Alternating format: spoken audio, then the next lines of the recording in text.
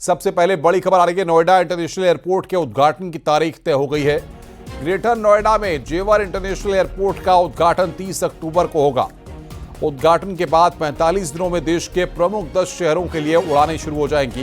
पहले चरण में बेंगलुरु, मुंबई और कोलकाता को जोड़ा जाएगा। उद्घाटन के बाद यात्रियों को देश के प्रमुख शहरों तक सीधे उड़ानें मिलने लगेंगी, जिससे क्षेत्र में यात्रा और कनेक्टिविटी आसान हो जाएगी। इंडिगो और एयर इंडिया एक्सप्रेस से बातचीत पूरी हो चुकी है।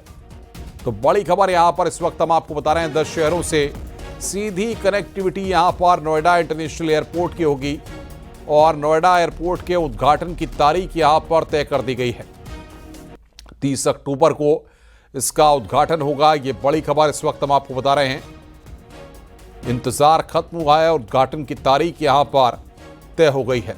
30 अक्टूबर को नोएडा इंटरनेशनल एयरपोर्ट का उद्घाटन होगा।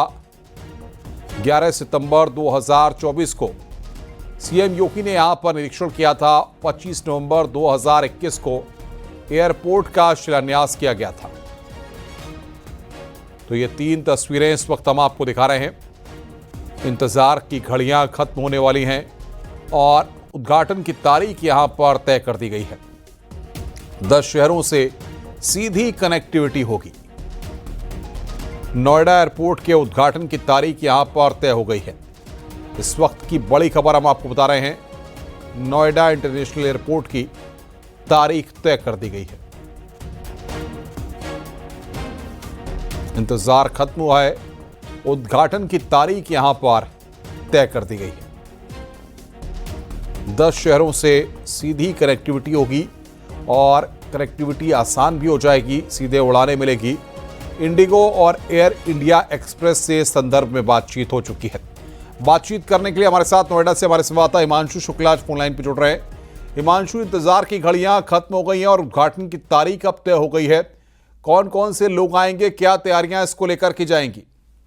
बिल्कुल अनुपम, देखिए जो इंतजार था सभी को, ना सिर्फ नोएडा वासियों को बल्कि पश्चिमी यूपी की अगर बात करें तो तमाम लोगों को इस चीज का इंतजार था और अब वो घड़ी खत्म हो गई है। 30 अक्टूबर डेट, तारीख जो है वो तिथि अब घोषित कर दी गई है, यानी 30 अक्टूबर को इसका उद्घाटन किया जाएगा। और साथ ही आपको बता दें, प्रधानमंत्री नरेंद्र मोदी से समय मांगा गया था। उम्मीद जताई जा रही है प्रधानमंत्री नरेंद्र मोदी इसका उद्घाटन करेंगे। उत्तर प्रदेश के जो मुख्यमंत्री हैं योगी आदित्यनाथ, वो भी मौजूद रहेंगे। साथ ही जो तमाम मंत्री, सिविल एविएशन मिनिस्ट्री, सांसद, ये तमाम लोग यहाँ पर मौजूद रहेंगे और लंबे वक्त से इसका इंतजार था। साथ ही आपको बता दें कि यहाँ पर कई एयरलाइन से बातचीत कर रही है, लेकिन अभी इंडिगो संचालन करेगी शुरुआती दौर में और पहले फेज में 10 बड़े शहरों को जोड़ा जाएगा।